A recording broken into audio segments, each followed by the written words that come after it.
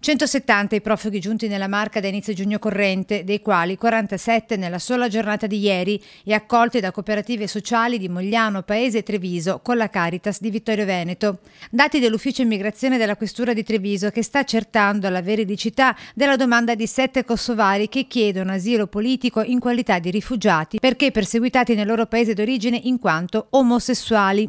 Vero o falso lo stabilirà l'indagine. Contrario a ogni tipo di accoglienza, lo sceriffo Gentilini. Nessun centro di accoglienza, perché quelli non sono profughi, quelli sono clandestini, perché sono tutti giovani che dovevano difendere il loro territorio e creare la resistenza come è stata qua alla fine della guerra. Emergenza migranti che continua ad agitare anche la Marca. Fanno discutere le affermazioni del presidente della provincia, Leonardo Muraro, ospite ieri sera a Focus, che definisce le unioni tra etnie diverse razze bastardate. Siccome il 4% ha meno di 30 anni, dobbiamo bastardare la nostra razza con queste persone.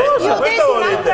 Ho capito, questa è la nostra politica. Volete portare gli uomini di colore qui per bastardare la nostra razza. A me non va bene. Noi vogliamo svuotare l'Africa e portarla in Italia. Questo volete fare.